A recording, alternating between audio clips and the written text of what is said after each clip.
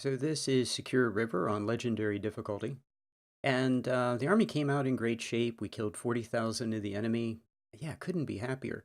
Got Sam Grant, but Grant is not my best two-star. Man, on Legendary, we killed lots of people.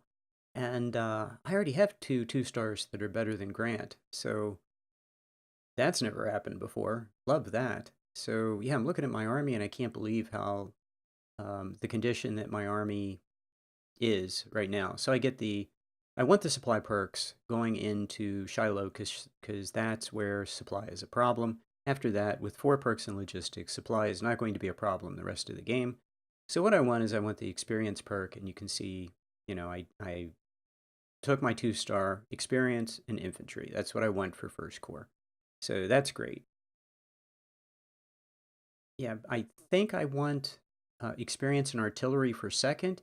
And oddly, I'm going to have a core of Cav. I'm going to start building Cav like crazy. I want to experiment with Cav. And yeah, I'm going to in this game. So the other thing I want to do, which I do sometimes, I'm taking a look at Gaines's Mill. Of course, it's 30 units, and I'm going to face 50,000 plus enemy. Okay. I want to get economy to 10, obviously, but I also want to get army organization higher than usual because if you get that, the Iron Brigade, yeah, and I want these weapons. If you get the Iron Brigade and you're at 6 units per division, you will have 7 units. I just bumped my mic. 7 units per division for the rest of the game, or 7 units in your first division of first corps for the rest of the game, and that's what I want to do. And the 10-pounders, the 10-pound ord is upgraded to 24 howitzers. Now I have 2 batteries of 24 howitzers, and those 2 units are going to rocket to 3 stars. They always do. And yeah, this is going to be the great equalizer on Legendary.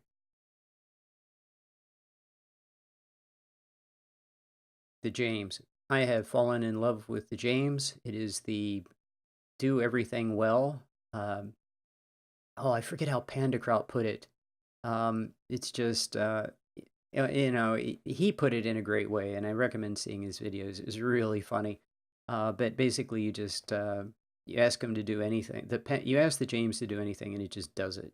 Does it well. You just park it and say, shoot short distance, mid distance, long distance, and it does everything well. Um, it's an all-purpose gun. It's great. If I need long distance fire, call the 20 Parrot, 10P, and the James. Want mid distance fire, call the James and the 10 Ord. I mean, it's just want short distance fire, call the James. So I mean, it's just all purpose weapon, and it's terrific. So yeah, I can put man, my units are looking so good here. I have some nice number of Harper's Ferries. As you know, I'm not afraid of buying. I don't want to buy vets. I'm not putting anything in training, but buying weapons is perfectly fine. So yeah, if I have to buy some weapons, fine. So I think we bring 10 units to this battle. Now this battle is easy, even on Legendary. The thing that's different about this is, and the South has this in a lot of battles. The South has a timer. The timer runs out, you're done. I mean, that's the Southern campaign. A lot of battles like that in the South. I've never played the entire Southern campaign, but I've watched them, and that seems to be not unusual. In the Northern campaign, you can always kind of manipulate the system to get more time. This is one of the few battles you can't. You're stuck with the amount of time you have. There's no way to cheat, manipulate it, exploit something, not take the flag, whatever. You take the flag. There's a countdown, but when the timer runs out at 3 hours, you're done. There's no way to get extra time on that. If there is, I don't know what it is. Yeah, you just so I think it's 10 units. I build these through the power of editing. I build some ballast to lower the numbers a little bit. I don't like that I don't have very few guns. I'm not going to sell the stuff I don't like until I get 10 in economy, which is going to be a while.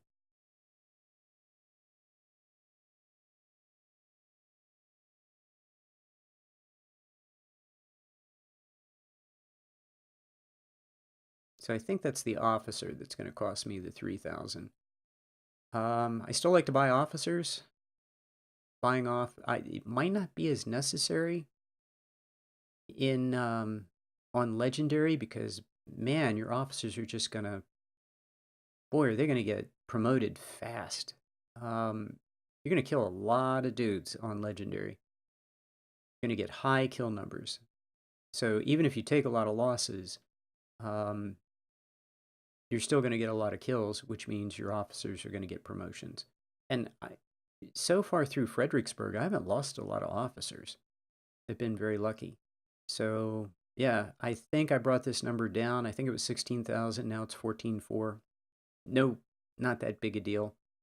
So Harper's Ferries, 55, some Lorenzes, and yeah, 4 artillery, 5 artillery, and a sniper. So yeah, and what I decided to do is I decided to push everyone up to 1,200. This is going to cost me some guns, but that's fine.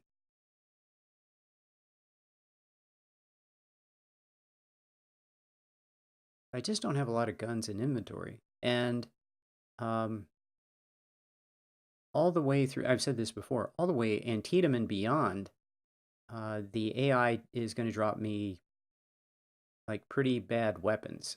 He's not going to drop me Harper's Ferries until after Antietam. It's okay. Yeah, I think that drove the number up a couple hundred, but my units have, I went from 1,100 to 1,200. So do I want to accept that or not?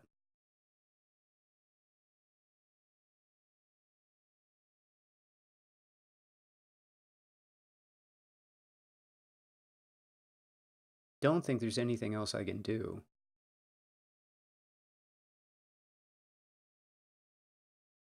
I don't have an.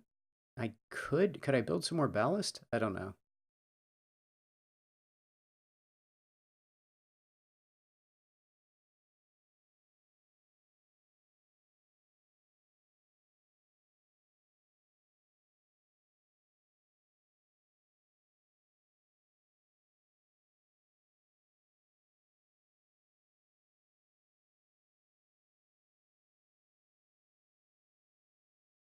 Yeah, I was hoping to push him up a star. So yeah, I have a 2-star on top of my 24H. Now that's a good idea, actually. First of all, I don't think I have so many 2-stars, I don't need to really worry about it. I need to get the 2-stars into battle. But getting that 2-star on top of the 24 howitzer, the 24 howitzer is going to rocket so fast to 3 stars. It's going to be really hard to get a general to keep up with him. So yeah, that's like you could put a colonel there and create a general, but what I really need is a 3-star general to be able to command that battery real soon. Okay, I moved these guys around. I'm looking just to make sure I have my divisions together. There's a guy in 2nd Division, so I want him on the other side. There's no reason that having divisions together should reduce the number of deaths in your officer corps, but I've noticed a big difference. It's anecdotal, magic and superstition, praying to the gods of gaming. Probably there's nothing to it, but man, it works. And it is easier to maneuver if your divisions are together. And it just feels right. I mean, divisions were kept together. And, I was in the military. Divisions should stay together. That's how things work. So, okay, what I want to do is I don't want to advance too fast. I want to advance as fast as my 24 pounders can keep up with the infantry. I don't want the infantry to get too far ahead and engage alone.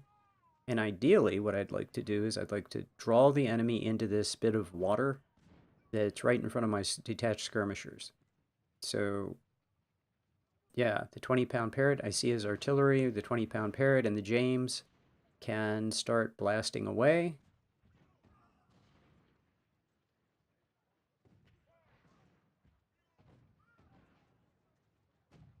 Now, what should happen, and what almost always happens, is he charges. Yeah, I had my sniper in the wrong place, so that was a misplacement. So what I'm hoping is that the enemy will see the detached skirmishers and come charging out with his infantry like he always does. And this is legendary, so he should be hyper aggressive, which is what I've seen so far.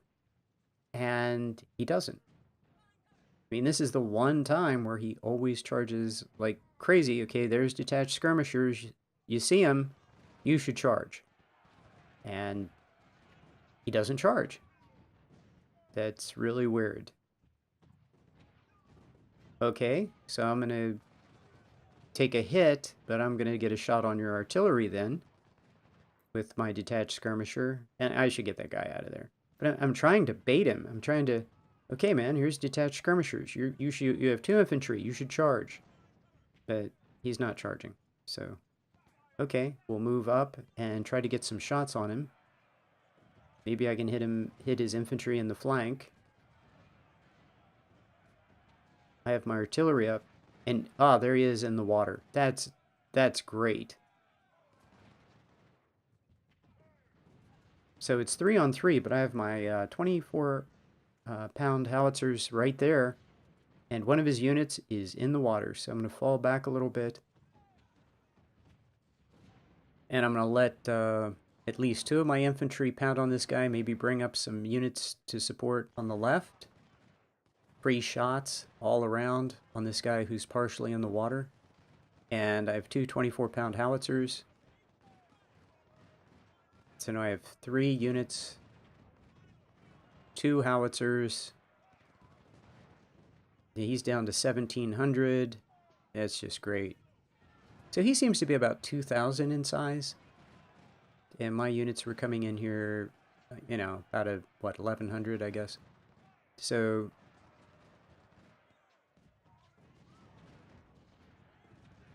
okay, now he's standing right in the open, although it's a little bit of high ground on the left. And he's a 3-star, but he's just taking all kinds of losses. And the guy on my right is already morale shocked. He's a 3-star. Great. Stand there, morale shocked unit, and take a whole bunch more casualties. He's down to 1,600. Great. Pull the 10-pounder up. Make sure my long-range guns are firing at his artillery. His artillery is already down to 460, 459.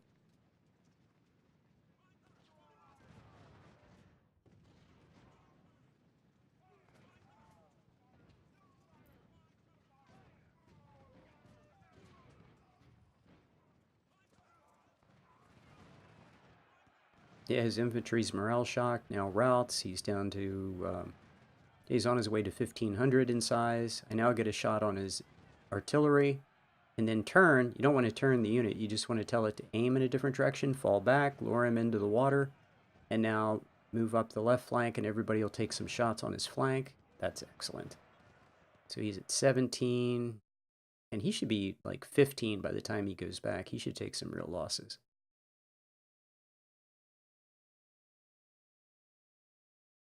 And I see the guy charging down the hill. He's a 3-star, so the 10-pounder needs to take some of his enthusiasm away, and we don't want to get into melee with that guy. So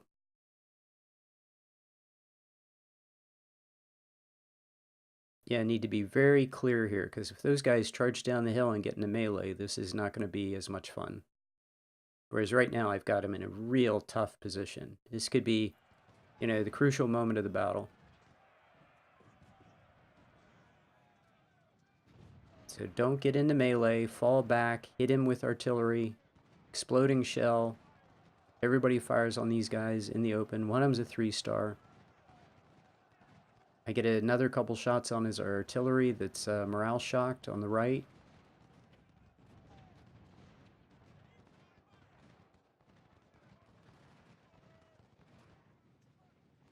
So yeah, the neat thing about Legendary is it takes the AI about 2 seconds to completely recover from routing and completely recover and be able to fight again. That's way different than Brigadier General or Major General. So the enemy has takes them longer to recover. On Legendary, there's like no recovery time.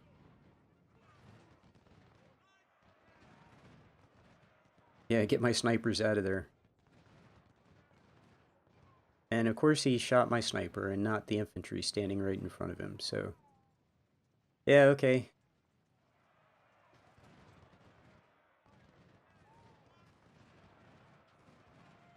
So get all my infantry forward. We're in the woods, so that's outstanding. Make sure I don't have any part of my unit in the water. He's very close to that water's edge.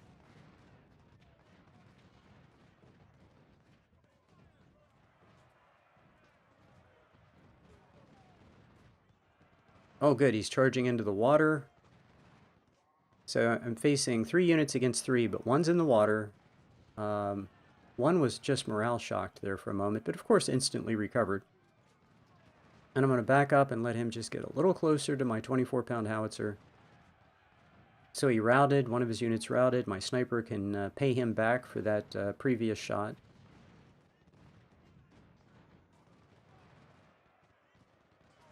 Damn, that guy that's partially in the water is already morale shocked. And the canister is going to finish him off. He's done.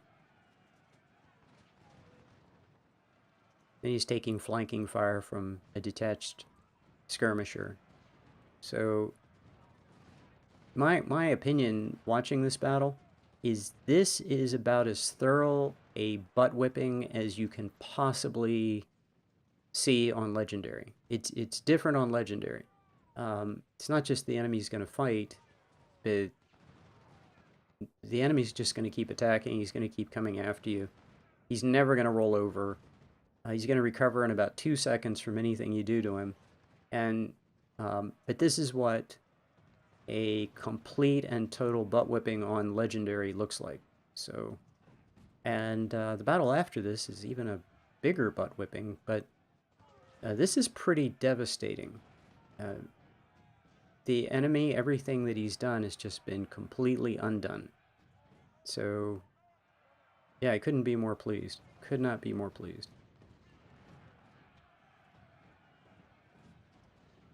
Stay out of melee with that 3-star.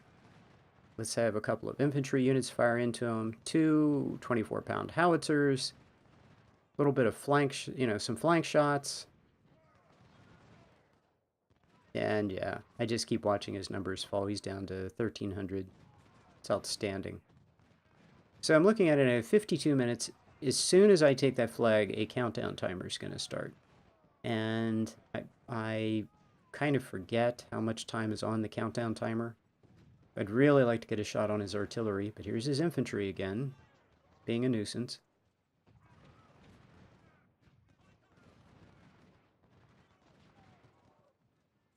So bring my infantry and my snipers up.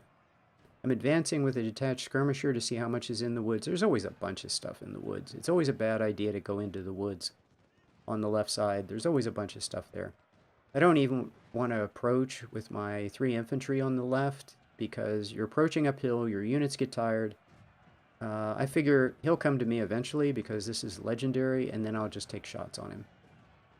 And, fortunately, here he comes, and I get 3 units to take shots on one, and he's down to 1,400 already. So, yeah, that's great.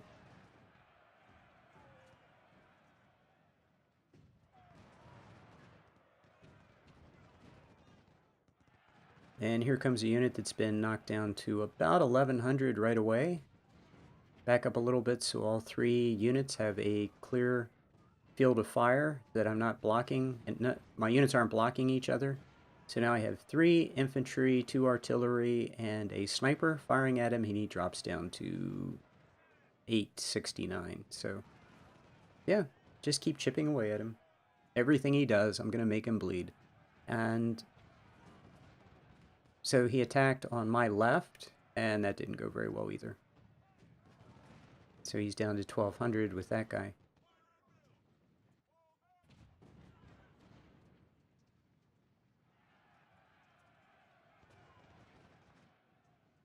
So my units are still in really good shape, but I've taken the flag, so the countdown timer is now at 19 minutes. So that's how much time I have.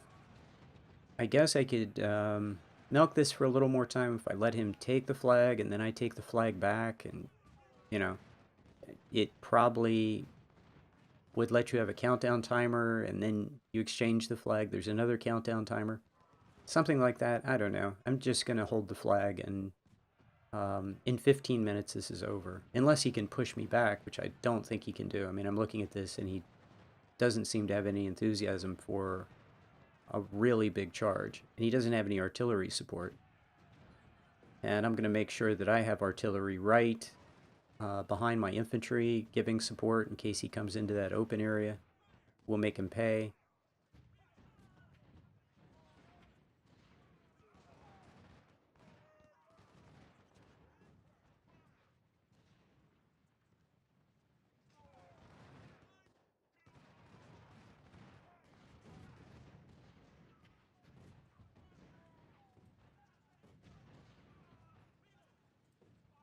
So I did go up to try to take a shot on his artillery, but he's got infantry there.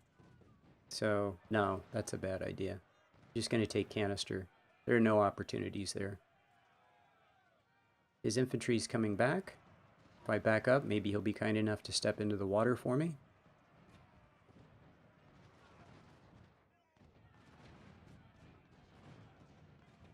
Yeah, now the one of my howitzers is right behind the infantry. I don't think this is going to go well for him. My sniper has recovered some condition, can step forward. This is over in 1 minute. And there we go. So I lose 1100, he loses 56. Okay, great. Got another 2-star. That's terrific. Got some Mississippis. Well, that's better than 42s. Boy, my sniper got a lot of kills. That's nice. Yeah, everybody did well. Didn't take too many losses in any one unit. Yeah, for a short little battle that took no time, everybody did well. Looks great. Yeah, very happy with it. We get some money and some Mississippis. Mississippis aren't horrible. Well, yeah, they're pretty bad. Can't really rationalize that. It's awful. So,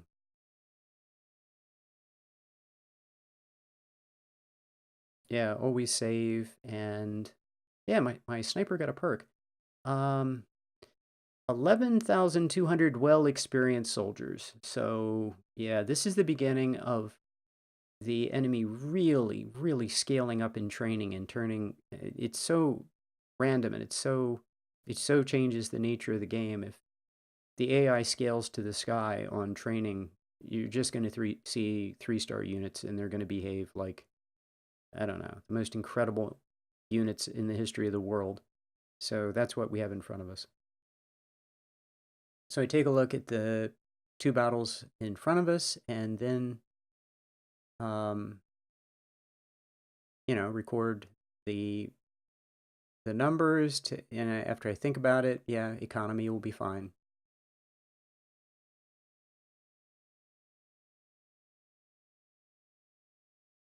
I'm kind of torn on this, but I really need the spotting. I really need my units that have the ability to be able to spot. If I can see the enemy, I'll be able to hit them with long-range artillery. And that is a crucial element of how this army fights. So, yeah.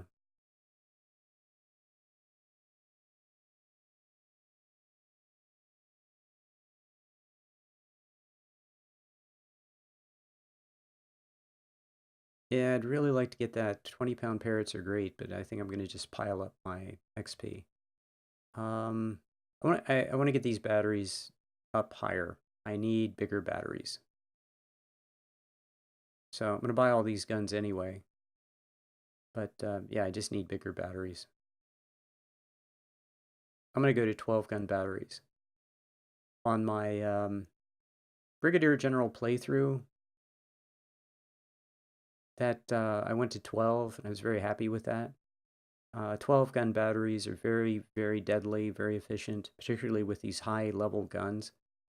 And we're just going to go to 12. And then if I want to swap guns between units, it's going to be 12 for 20. I mean, it just makes the game so easy.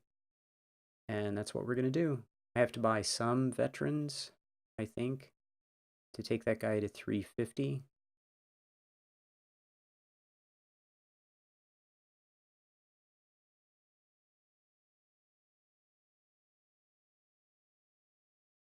360 is a good number for the cav. 370 is fine. I primarily fight dismounted cav. Dismounted cav does twice the damage.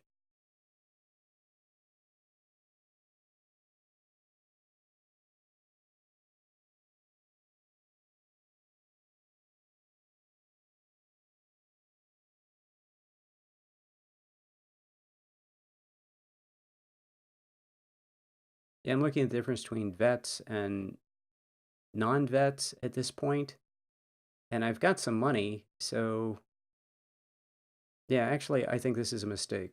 Uh, Considering what happens in the following battles, it's a waste of money. Um, Not buying the weapons. Buying the weapons is perfectly fine. But I'm thinking I want my first 3 units to get to 2 stars for Gaines's Mill and Malvern Hill. The first 2, 3, 4 units. I can accelerate that by buying some veterans. Mistake. I didn't need to do that at all. Waste of money.